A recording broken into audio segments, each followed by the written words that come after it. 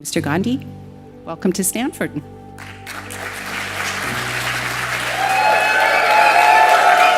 Democracy isn't just about an opposition party. It's about a set of institutions that support the opposition party. And those institutions are either captured, certainly weren't playing the role that they're supposed to play. The entire opposition is struggling in India. Huge financial dominance, institutional capture. And so we decided to walk across the country. Started with about 125 people, and it fundamentally transformed the way we think about our country, about our people, about politics, about what is important. It was the most beautiful experience of my life.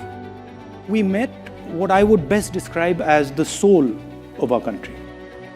Because we came into contact with an intelligence that we had never seen, right? And we saw this with farmers, with laborers, with small businessmen, everybody. And so this silence descended on us. And we just sort of stopped talking and started listening. And we heard tales of immense suffering. I was walking, and a young man came and started walking with me. So he had no arms. And we started talking, and I asked him, listen, what do you do? And he looked at me and he said, I'm a mechanic. So I said, can I come and see what you do? And he said, yeah. And then he proceeded to take us and show us how he serviced a motorcycle with his feet. It's the most amazing thing I've ever seen in my life. He took apart the entire engine with his feet. And he put the entire engine back together with his feet. I can't do it with my hands. And we saw clearly the disconnect between our politics and our people. And here was this group of people. In a few weeks it became thousands and then millions, just walking. While we were walking, we had no force. Force was completely on the other side. They had the institutions, they had the media, they had social media, they had everything. And all the force at the disposal of the government of India could do nothing. And I realized that force and power are two completely different things. Most people, politicians in particular, confuse force and power, and they think they're the same thing. Power is an act of imagination. Power is in the present. It is not linear. And power comes when you go close to the truth.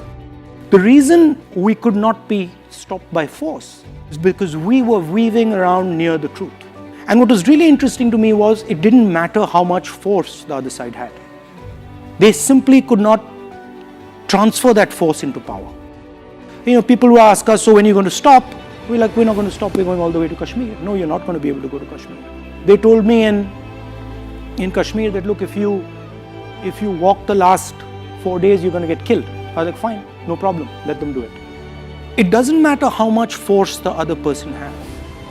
You can still have power. And it is determined by how close you are and how precise you are with regards to the truth.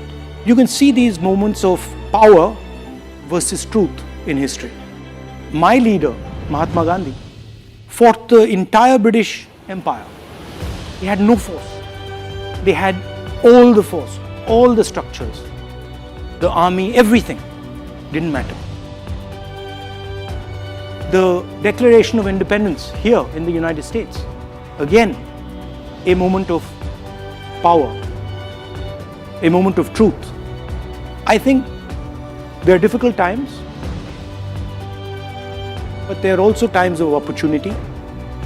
I think there are times when acts of true power will resonate and can transform the way we think of ourselves.